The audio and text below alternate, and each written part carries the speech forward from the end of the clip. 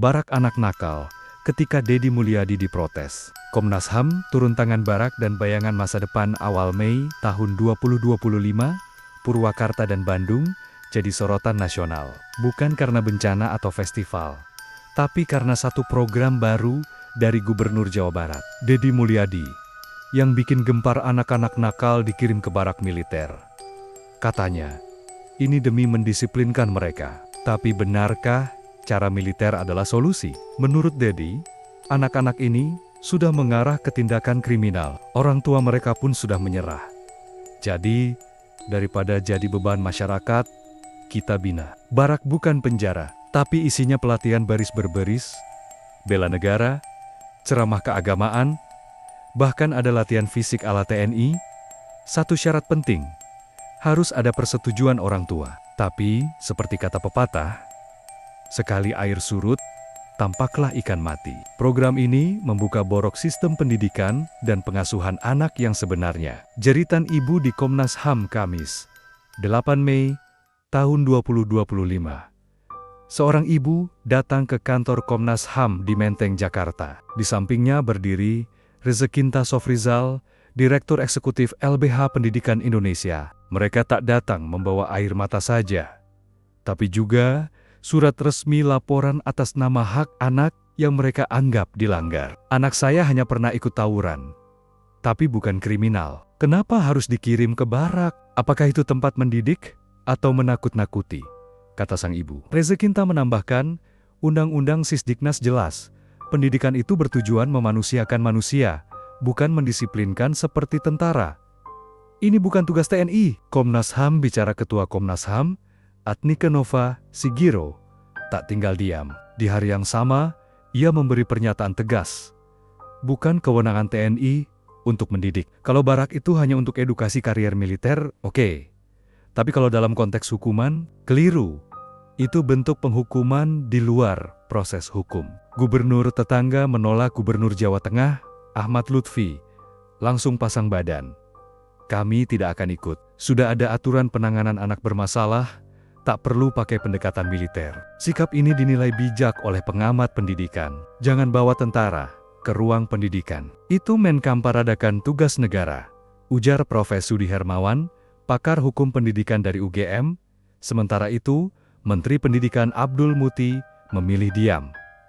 Kami masih pelajari, tak ingin komentar sebelum jelas. Sikap yang dianggap banyak pihak sebagai bentuk ketidaktegasan. Barak jadi simbol perlawanan di tengah kontroversi. Sebuah video viral dari barak di Bandung menunjukkan anak-anak menangis saat malam hari. Ada yang mengeluh sakit, ada yang merindukan ibunya. Video itu menyulut emosi netizen. Ada pula kabar yang belum terkonfirmasi bahwa salah satu anak pingsan karena tekanan fisik saat pelatihan.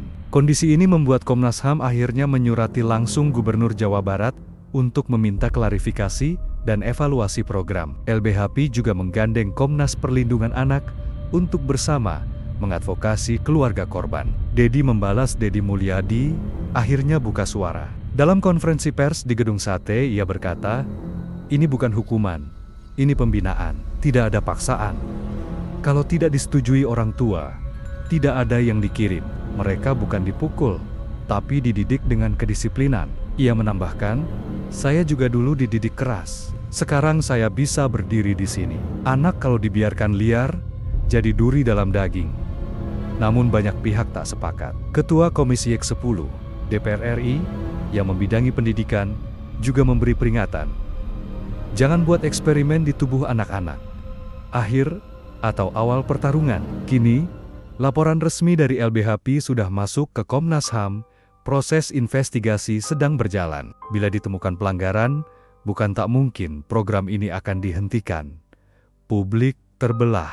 Sebagian menganggap Deddy berani dan realistis. Sebagian lagi menilai ini adalah kekerasan terselubung dengan wajah pendidikan. Satu hal pasti, anak itu seperti tunas. Kalau kau tanam di tanah keras, dia tak tumbuh. Tapi kalau kau rawat dengan cinta, dia jadi pohon yang kuat. Dalam masyarakat yang makin kompleks, pertanyaan tentang cara mendidik anak yang bermasalah akan terus muncul. Tapi satu hal tak boleh dilupakan. Anak adalah manusia yang belum tumbuh sempurna. bukan tentara yang siap ditempa keras. Guru kencing berdiri, murid kencing berlari. Bila pendidik keras, anak bisa lebih keras. Peribahasa lama, tapi masih relevan. Ketika suara anak menggema di tengah kontroversi yang memanas, muncul suara dari mereka yang menjadi inti perdebatan. Para siswa, salah satu siswa, sebut saja Raffi, yang pernah mengikuti program barak militer, berbagi pengalamannya. Awalnya saya takut, tapi di sana saya belajar disiplin dan tanggung jawab. Namun, saya juga merasa kehilangan kebebasan sebagai anak-anak, ujar Raffi. Pengalaman Raffi mencerminkan dilema yang dihadapi, antara kebutuhan akan disiplin dan hak anak untuk tumbuh dalam lingkungan yang mendukung. Pandangan pakar dan solusi alternatif pakar pendidikan anak, Dr. Siti Nurhaliza, mengkritisi pendekatan militeristik dalam pendidikan. Anak-anak membutuhkan pendekatan yang holistik, bukan hanya disiplin fisik. Pendidikan karakter harus melibatkan empati, komunikasi, dan pemahaman psikologis, jelasnya. Sebagai alternatif, beberapa sekolah di Jawa Barat mulai menerapkan program konseling intensif dan kegiatan ekstrakurikuler yang bertujuan membentuk karakter positif tanpa melibatkan unsur militer. Harapan dan langkah ke depan menyadari kompleksitas isu ini, Gubernur Deddy Mulyadi menyatakan kesediaannya untuk mengevaluasi program tersebut. Kami terbuka untuk masukan dan akan bekerja sama dengan berbagai pihak untuk menemukan solusi terbaik bagi anak-anak kita, katanya. Komnas HAM dan LBH Pendidikan Indonesia menyambut baik langkah ini dan berharap evaluasi dilakukan secara transparan dan melibatkan berbagai stakeholder, termasuk perwakilan siswa dan orang tua. Menyemai harapan di tanah pendidikan kontroversi ini menjadi cermin bagi sistem pendidikan kita. Seperti pepatah mengatakan, anak adalah kertas putih, tergantung tinta apa yang kita torehkan.